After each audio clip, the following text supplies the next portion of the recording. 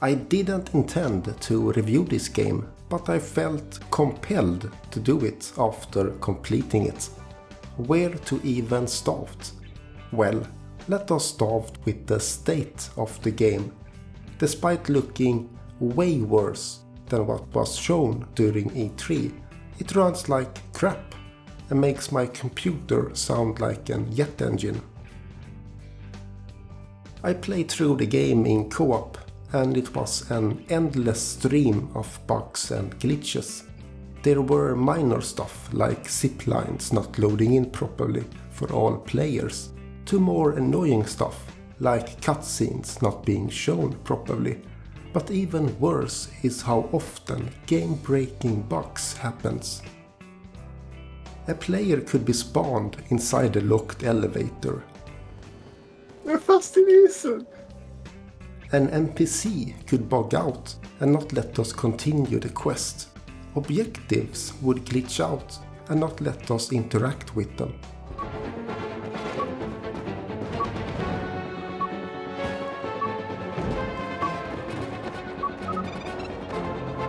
Fuck!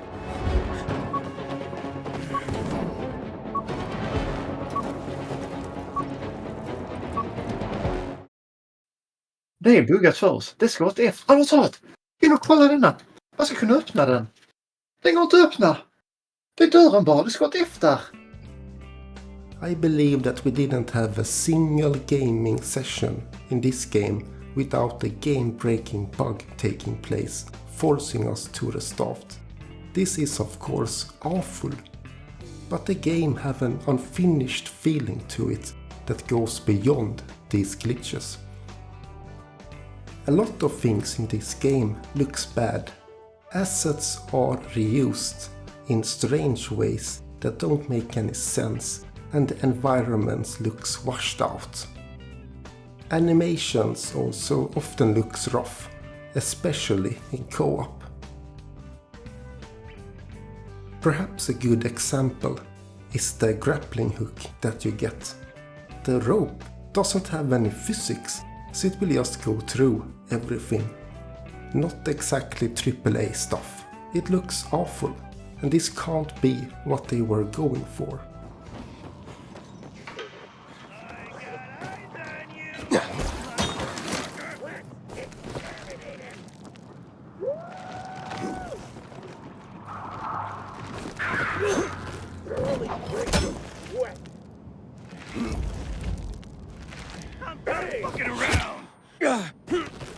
Don't do it, man. The same applies to other areas of the game. There is this mission where you are supposed to climb up a big tower, and they are hyping it up like it's a big deal and it will be dangerous and blah blah blah. And then you do it and it's just a big fat anticlimactic whatever where nothing happens. This can't be what they intended. Det här spelet är skitdåligt, allvarligt.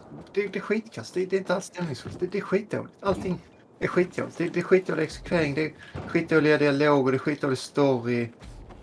Det här skulle vara något klimaktiskt, som du sa, vi mötte 5 zombies. Sen gick vi supermål och bara slog ihjäl liksom kanske 10 zombies var. Jag dödade inte så många. Det var liksom whatever. Och det är inga kroppar kvar och allting är borta. Och, alltså jag menar, allvarligt liksom det. The point is that it feels unfinished, almost incoherent, which brings us into the story. The story is the type of incoherent garbage that you get when there are too many writers, too many rewrites, and then suddenly it needs to be released. It is just awful, and the characters, dialogue, narrative, and pretend choices is just a big letdown. The worst part is that there is so much of it, and the main storyline is often you running between cutscenes. Most of the story is also the main character being bullied into doing busy work. Go and fetch this, Aiden.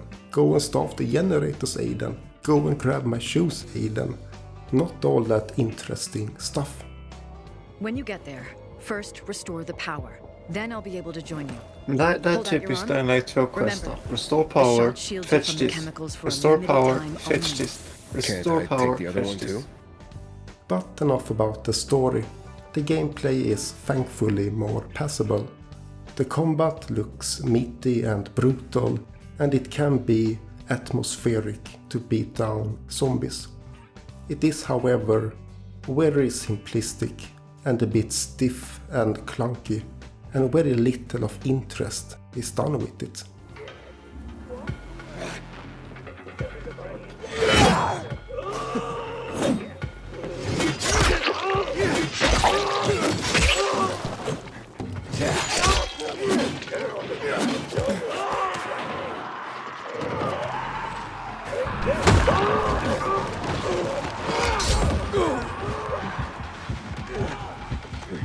Aiden, our squad is still in the building.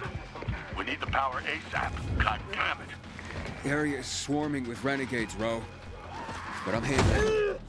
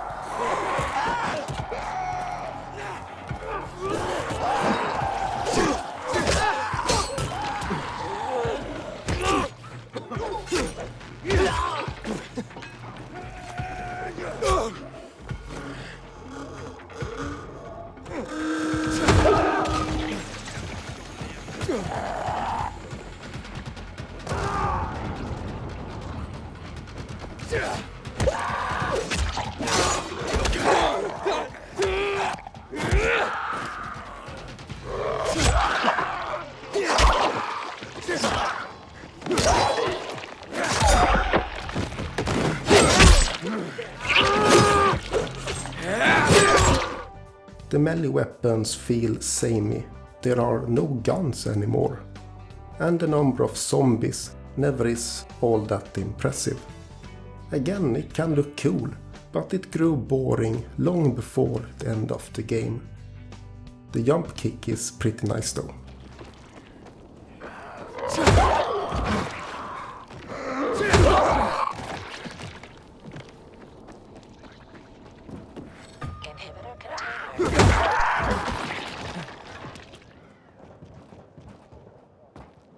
May the force be with you, and click space. The parkour is similar in a way to the combat. It feels fine at first and can be fun, but ultimately little is done with it and it can feel a bit clunky.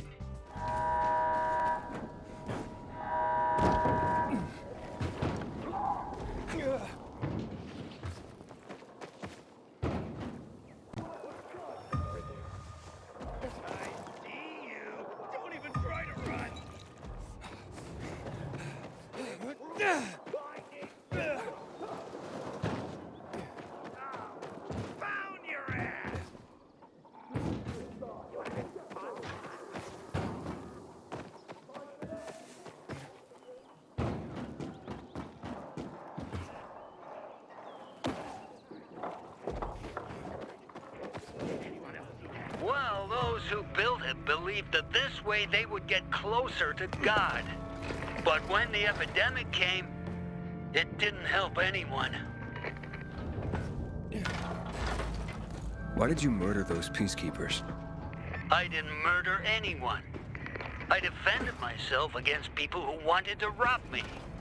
Wouldn't you do the same if strangers broke into your home? I don't know. I never had a home. Almost relapsed into being a junkie again. And that prick left her all the same.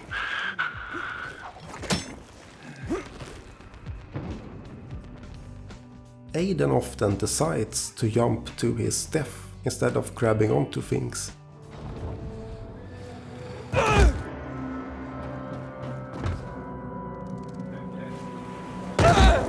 Look at you go! Look at you go! And the stamina feels needlessly restrictive at times. The paraglider is also clunky as all hell and anti-fun to use. Speaking of anti-fun, we need to bring up the night timer. For some baffling reason, they added a timer that pops up during night. I guess they wanted to add some tension, but exploring with the timer is just annoying, and you can just spam eat flowers to prolong the timer, so it is just an annoyance and another thing in the UI which takes away all the immersion. Speaking of immersion, I have nice memories of the nights in Dying Light 1. It was really immersive and scary, but I never got this feeling in this game. It is way too easy to just run past the zombies, and chases more turned into an annoyance than anything else. Chase started.